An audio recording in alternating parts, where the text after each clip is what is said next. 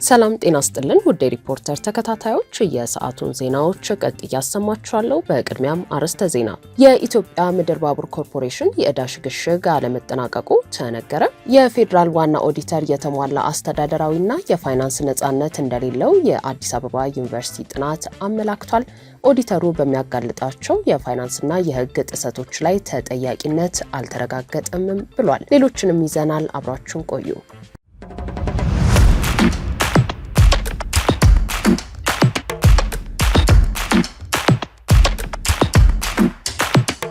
የሲቢ አካውንት ብቻ ነው እንዲያለ።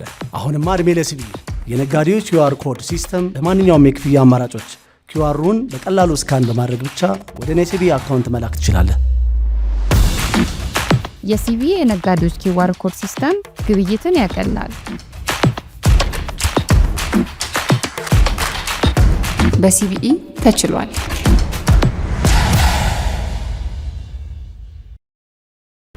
በተያዘው በጀት ዓመት በኢትዮጵያ ኢንቨስትመንት ሆልዲንግ ስር የተካተተው የኢትዮጵያ ምድር ባቡር ኮርፖሬሽን ያለበት የውጭም ሆነ የሀገር ውስጥ ዕዳ ሽግሽግ አለመጠናቀቁ ተነገረ። የኢትዮጵያ ምድር ባቡር ኮርፖሬሽን ትላንት ማክሰኞ ጥቅምት 11 ቀን 2018 ዓ.ም በስካይላይት ሆቴል ባካሄደው ብሔራዊ የባቡር ቢዝነስና ኢንቨስትመንት ጉባኤ በሚመለከታቸው የመንግስት ባለስልጣናትና ባለድርሻ አካላት በትኩረት ውይይት ከተደረገባቸው ጉዳዮች መካከል የዕዳ ጫና፣ የፋይናንስ ምንጭ፣ በሂደት ላይ ያሉና የአዳዲስ ፕሮጀክቶችን ዝርዝር እቅድ የተመለከቱ ጉዳዮች ይገኙበታል። በጉባኤው በተደረገው ከፍተኛ የዘርፉ የመንግስት ባለስልጣናት በተሳተፉበት የፓናል ውይይት ወቅት በኢንቨስትመንት ሆልዲንግስ ቺፍ ፖርትፎሊዮ ዳይሬክተር ወይዘሮ አስማረዲ ኮርፖሬሽኑን በተመለከተ ማብራሪያ ሲሰጡ ተቋማቸው በሚኒስትሮች ምክር ቤት ደንብ በይፋ በተዋቀረበት ወቅት ከተካተቱት ከፍ ያለ ለሕዝብ አገልግሎት የመስጠት ግዴታ ከሌለባቸው ወይንም ራሳቸውን የቻሉ ንግድ ላይ አተኩረው የሚንቀሳቀሱ ተብለው ከተካተቱት የመጀመሪያዎቹ 32 ኩባንያዎች አንዱ እንዳልነበርና በኢንቨስትመንት ሆልዲንግስ ስር መተዳደር የጀመረው በተያዘው በጀት ዓመት መጀመሪያ መሆኑን አስረድተዋል። ኃላፊዋ የምድር ባቡር ኮርፖሬሽን ለዓመታት ተጠሪ የሆነባቸው ተቋማት ወደ ኤጀንሲና ወደ ሚኒስቴር እየተቀያየረ መቆየቱ ለአስተዳደርና ቁጥጥር አስቸጋሪ ሆኖ መቆየቱን ጠቅሰው እንደ ንግድ ተቋም ሳይሆን ሀገራዊ የሎጂስቲክስ መሰረት ልማቶችን ፍላጎት ተደርጎ የተቋቋመ ኮርፖሬሽን እንደነበር፣ በኋላ ላይ ግን ሙሉ ለሙሉ ወደ ንግድ ተቋምነት ሲቀየር ከፍተኛ የዕዳ ጫና ያለበት ተቋም መሆኑ በግልጽ ስለመታየቱ ተናግረዋል። ወደኛ ሲመጣ ያለበት የዕዳ ጫና በጣም ከፍተኛ ነው። የዕዳ ጫናው ደግሞ ከከፍተኛነቱ ባለፈ የውጭ ሀገሮች ዕዳ ወይንም በውጭ ምንዛሬ የተወሰደ ስላለም በዚህም ፈተናው ከባድ ነው ብለዋል።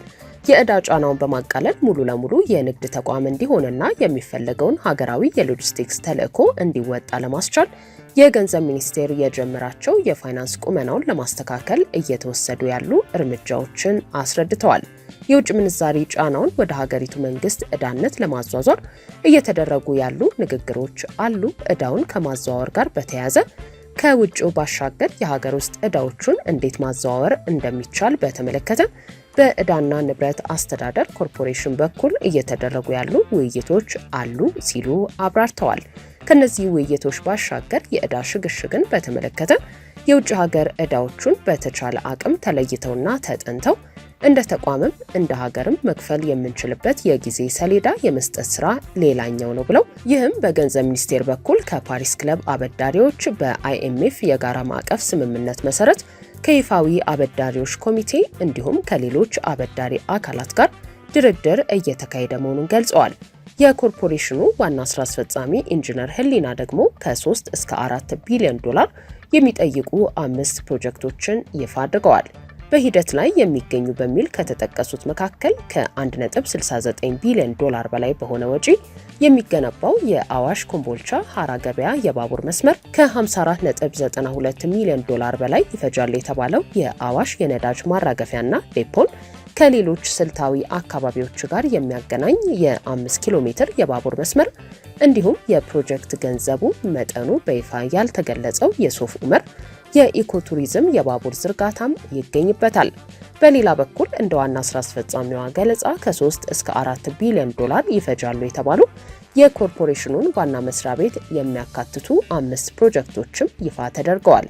እንደ ኮርፖሬሽኑ መረጃ ከሆነ ዋና መስሪያ ቤቱን ጨምሮ የሆቴልና የመኖሪያ ስፍራዎችን፣ ሱቆችንና ሌሎችንም የህንፃ ግንባታዎችን ያካተተና በአዲስ አበባ ከተማ ቂርቆስ ክፍለ ከተማ በተለምዶ መሿለኪያ ተብሎ በሚጠራው አካባቢ የሚገነባው ፕሮጀክት አንዱ ሲሆን ዋና መስሪያ ቤቱ ባለ 35 ፎቅ እንደሚሆንም ተገልጿል። ስማርት ቴክኖሎጂ በመታገዝ የፊት ገጽን ወይም የጣት አሻራን በመጠቀም በራስ አገዝ አገልግሎት ወይም በባንካችን ሰራተኞች ታግዘው ሂሳብ መክፈት፣ ገንዘብ ገቢ ወጪ ማድረግም ሆነ ሌሎች ፈጣንና ደህንነቱን የጠበቀ የተሟላ የባንክ አገልግሎቶች ያገኛሉ። አቢሲኒያ የሁሉም ምርጫ። ነዳጅ በጥቁር ገበያ እንዲሁም ከመንግስት ታሪፍ በላይ የሸጡ ማደያዎች ከነዳጅ አቅርቦት ታግደዋል ተባለ። በ2018 የበጀት ዓመት የመጀመሪያ ሩብ ዓመት ከነዳጅ ሽያጭና ማከፋፈል ሂደት ጋር በተያያዘ ህገወጥ ድርጊት በፈጸሙ ማደያዎች ላይ እርምጃ መወሰዱን የነዳጅና ኢነርጂ ባለስልጣን ያስታወቀ ሲሆን የዲጂታል ሽያጫቸው ከ50 በመቶ በታች በሆኑ 354 የነዳጅ ማደያዎች ላይ በአዋጁ መሰረት እርምጃ መወሰዱን የባለስልጣኑ የህዝብ ግንኙነትና ኮሚኒኬሽን ስራ አስፈጻሚ በቀለች ኩማ ለመንግስት መገናኛ ብዙሃን ተናግረዋል። በተመሳሳይ ዲጂታል ሽያጫቸው ዝቅተኛ በሆኑ 6 የነዳጅ አከፋፋይ ኩባንያዎች ላይ በአዋጁ መሰረት ለ2 ወራት የነዳጅ ጭነት እንዳይደረግላቸው መደረጉንም ጠቅሰዋል።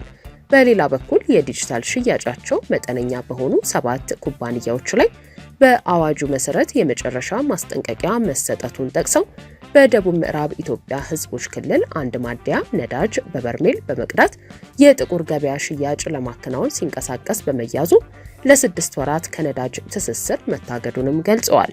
በሌላ በኩል መዳረሻው አዲስ አበባ አቃቂ ቃሊቲ በሚገኝ ማደያ የነበረ አውቶቦቴ መዳረሻውን በመቀየር ወደ ሌላ ከተማ በመጓዙ ለ6 ወራት ከነዳጅ ትስስር እንዲታገድ መደረጉን ተናግረዋል።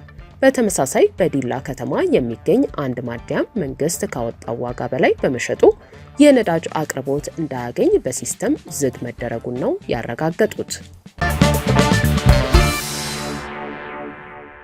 የፌዴራል ዋና ኦዲተር በመንግስት ጣልቃ ገብነት የተነሳ አስተዳደራዊ ነጻነቱ መገደቡንና የፋይናንስ ነጻነቱም የተጓደለ መሆኑን የአዲስ አበባ ዩኒቨርሲቲ ጥናት አመለከተ። ጥናቱ የፌዴራል ዋና ኦዲተር መስሪያ ቤት ያሉበትን ችግሮች በመለየት በቀጣይ ምን መደረግ አለበት የሚሉ ምክረ ሀሳቦችን ያካተተ መሆኑን የጥናቱ ቡድን መሪ የሆኑት ዶክተር ተመስገን ወርቁ ተናግረዋል። ሪፖርተር የተመለከተው የጥናት ግኝቶቹን የያዘው ሰነድ የፌዴራሉ ዋና ኦዲተር መስሪያ ቤት ካጋጠሙት ቁልፍ ፈተናዎች አንዱ የፋይናንስ ነጻነት እጦት ነው። ይህ የሆነበት ምክንያትም የኦዲት ስራውን ለማከናወን የሚያስፈልገው በጀት የሚመደበውም ሆነ የሚከፈለው በገንዘብ ሚኒስቴር በመሆኑ ነው ይላል። የኦዲት መስሪያ ቤቱ ያለበት የፋይናንስ ጥገኝነት የኦዲት ስራውን በተገቢውና ውጤታማ በሆነ መንገድ እንዳይፈጽም ይገድበዋል ሲል ጥናቱ አመልክቷል። ለማሳያነትም መስሪያ ቤቱ እንዲፈቀድለት የጠየቀው በጀት ሙሉ በሙሉ ያልተፈቀዱባቸው ዓመታት በጥናቱ ተመላክተዋል። አንዳንድ ጊዜም በመንግስት ተፈቅዶ የጸደቀለትን በጀት የኦዲት መስሪያ ቤቱ ከገንዘብ ሚኒስቴር ለማስለቀቅ እንደሚቸገር የጠቀሰው ጥናቱ ይህንንም መነሻ አድርጎ መንግስት በገንዘብ ሚኒስቴር በኩል የተፈቀደው በጀት ሙሉ በሙሉ እንዳይከፈል በማድረግ በኦዲተር መስሪያ ቤቱ ስራ ላይ ተጽዕኖ ሊያሳድር ይችላል ብሎ መከራከር ይቻላል ብሏል። ሌላው በጥናቱ የተጠቀሰው የፌዴራሉ ኦዲተር በመንግስት ጣልቃ ገብነት አስተዳደራዊ ነጻነቱን የተነፈገ መሆኑ ነው። በደንቡ መሰረት በዋና ኦዲተር መስሪያ ቤትና በሰራተኞቹ መካከል የሚነሱ አለመግባባቶች በሲቪል ሰርቪስ ኮሚሽን የአስተዳደር ፍርድ ቤት እንደሚታይና በአስተዳደር ፍርድ ቤቱ ውሳኔ ላይ ለፌዴራል ጠቅላይ ፍርድ ቤት ይግባኝ ሊባል እንደሚችል የተደነገገ መሆኑን የሚጠቅሰው ጥናቱ ይህ የሲቪል ሰርቪስ ኮሚሽን ተሳትፎ በዋና ኦዲተር መስሪያ ቤት የውስጥ ጉዳይ ላይ የስራ አስፈጻሚ መንግስት አስፈጻሚ ጣልቃ መግባት ተደርጎ ሊወሰድ የሚችል ነው ብሏል። በእርግጥ በህዝብ ተወካዮች ምክር ቤት የወጣው ደንብ ተፈጻሚ የሚሆነው በጥናት ላይ የተመሰረተ ማሻሻያ እስከሚደረግ ድረስ እንደሆነ ቢጠቀስም የድንጋጌ እስካሁን እንዳልተሻሻለ ጥናቱ አመልክቷል። በጥናቱ የተለየው ሌላው ክፍተት የዋና ኦዲተር መስሪያ ቤትን የሚከታተለውና የሚቆጣጠረው የህዝብ ተወካዮች ምክር ቤት የመንግስት ወጪ አስተዳደር ጉዳዮች ቋሚ ኮሚቴ ገለልተኝነት ጉዳይ ነው።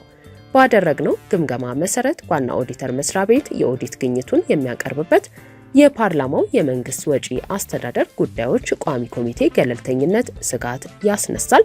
ምንም እንኳን ኮሚቴው ቀደም ሲል በተቃዋሚ ፓርቲ የፓርላማ አባል ይመራ የነበረ ቢሆንም በአሁኑ ወቅት የኮሚቴ በገዢ ፓርቲ የፓርላማ አባል የሚመራ ሲሆን ከኮሚቴው አባላት መካከልም አንድም የተቃዋሚ ፓርቲ ተወካይ የለም።